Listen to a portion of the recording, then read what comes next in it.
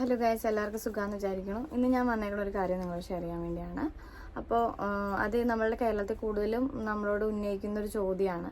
കല്യാണം കഴിഞ്ഞ ഉടനെ ചോദിക്കുന്ന ഒരു ചോദ്യമാണ്, കുട്ടികളൊന്നും ആയില്ലേ? ഈ ഒരു ചോദ്യം കൂടുതലും ആൾക്കാർ നേരിടുന്ന ഒരു പ്രതിസന്ധിയാണെന്നാണ് എനിക്ക് തോന്നുന്നത്. ഞാനും ഇത് നന്നായിട്ട് നേരിട്ടിട്ടുണ്ട് കേട്ടോ. അപ്പോൾ അതുകൊണ്ടാണ് ഞാൻ പറയാൻ കാരണം. ഇന്ന് ഞങ്ങൾക്കൊരു ഫംഗ്ഷൻ ഉണ്ടായിരുന്നു. ഫംഗ്ഷന് പോയ സമയത്ത് ഒരു ചേച്ചിനെ ഞാൻ പരിചയപ്പെടാൻ ഇടയുണ്ടായി. ചേച്ചി എന്നോട് ചോദിച്ച ചോദ്യമാണ്, കുട്ടികൾ ഇപ്പോഴും ആയോ എന്നുള്ളൊരു ചോദ്യം കേട്ടോ. അപ്പൊ ആ ചേച്ചി എനിക്ക് അറിയാൻ പോലും പാടില്ല, ഞാൻ ഇന്ന് വരെ കണ്ടിട്ടില്ല. കല്യാണത്തിന് എന്നോട് സംസാരിച്ചിട്ടുണ്ട്, മിണ്ടിയിട്ടുണ്ടെന്നൊക്കെയാണ് ആ ചേച്ചി എന്നോട് പറയുന്നത്. അപ്പോൾ ഇപ്പോഴത്തെ സമയത്ത് എനിക്ക് മൂസ് ഉള്ളതുകൊണ്ട് ഞാനതൊരു ചിരിച്ച് തമാശയുടെ രീതിയിൽ നമ്മൾ ഇപ്പോൾ ബേബി ഉണ്ട് എന്നൊക്കെ ഉള്ള രീതിയിൽ പറയാണ്. പക്ഷെ നമ്മൾക്ക് ഇപ്പോൾ ഒരു ബേബി ഇല്ലാതിരിക്കുന്ന സമയത്താണെങ്കിൽ നമുക്കത് എന്തോരം ബുദ്ധിമുട്ടുണ്ടാക്കും എന്നുള്ള കാര്യം നിങ്ങൾ മനസ്സിലാക്കണം.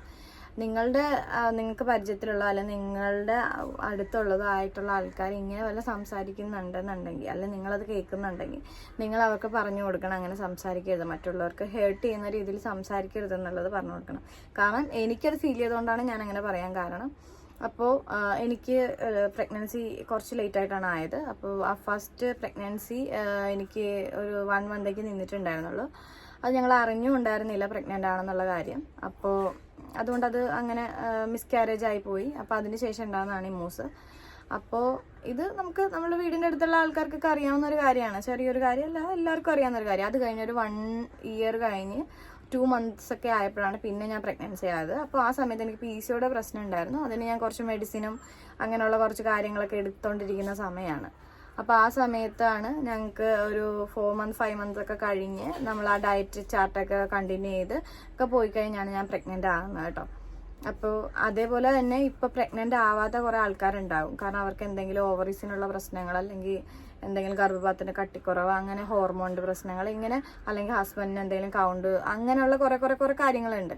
അപ്പം നമ്മളുടെ പേഴ്സണലി ഉള്ള കാര്യങ്ങളാണ് അതൊക്കെ. അപ്പം നമ്മളുടെ ആൾക്കാർക്ക് ഇതൊക്കെ കുത്തി ചൂഴ്ന്ന് ചോദിക്കണ ചോദ്യം കൂടുതലാണ് അല്ലേ? നമ്മൾ ഒന്നും ആയില്ലല്ലേ, എവിടെയെങ്കിലും കൊണ്ട് കാണിക്കാൻ പാടില്ലേ, ഇങ്ങനെയൊക്കെ ഉള്ളൊരു ചോദ്യം. അത് അവരുടെ നന്മയ്ക്ക് വേണ്ടി പറയുന്നതല്ല, അവരെ വേദനിപ്പിക്കാൻ വേണ്ടി പറയുന്നതായിട്ടാണ് എനിക്ക് തോന്നിയിട്ടുള്ളത് കേട്ടോ. ഇപ്പം നിങ്ങളുടെ വീട്ടിൽ ഒരാൾക്ക് അങ്ങനെ സംഭവിച്ചാൽ മാത്രമേ നിങ്ങൾക്കത് എന്താണെന്നുള്ളത് മനസ്സിലാവുള്ളൂ. അല്ലെങ്കിൽ അവരുടെ ഈ പറയുന്ന ആ ചേച്ചിയുടെ മകൾക്കോ അല്ലെങ്കിൽ മരുമകൾക്കോ അല്ലെങ്കിൽ അവർക്ക് അത്ര വേണ്ടപ്പെട്ട ഒരാൾക്കോ അത് അങ്ങനെ ഒരു സിറ്റുവേഷൻ, അല്ലെങ്കിൽ എന്തെങ്കിലും ഒരു പ്രഗ്നൻസി ലേറ്റ് ആവുമോ വല്ലതും ആകുമ്പോൾ മാത്രമേ അവർക്കത് മനസ്സിലാവുള്ളൂ. അവർക്ക് അയ്യോ അവർക്കൊന്നും റെഡി ആയിട്ടില്ല, അപ്പം എന്തെങ്കിലും മെഡിസിനൊക്കെ കഴിച്ചത് റെഡി ആയാലേ ആവുള്ളൂ, അല്ല ചിലപ്പോൾ അവർക്ക് വേണ്ടി പ്രാർത്ഥിക്കുന്നവരെ ഉണ്ടാവും. പക്ഷെ മറ്റൊരാളുടെ കാര്യത്തിലേക്ക് തലകടത്താൻ വേണ്ടിയാണ് ഈ ഉള്ള ആൾക്കാരൊക്കെ ശ്രമിക്കുന്നത്. പ്രഗ്നൻസി ആയാലും നിങ്ങൾക്കറിയാമോ, 7 വർഷം 11 വർഷം 20 വർഷം വരെ വെയിറ്റ് ചെയ്യുന്ന ആൾക്കാരുണ്ട് ബേബിക്ക് വേണ്ടി.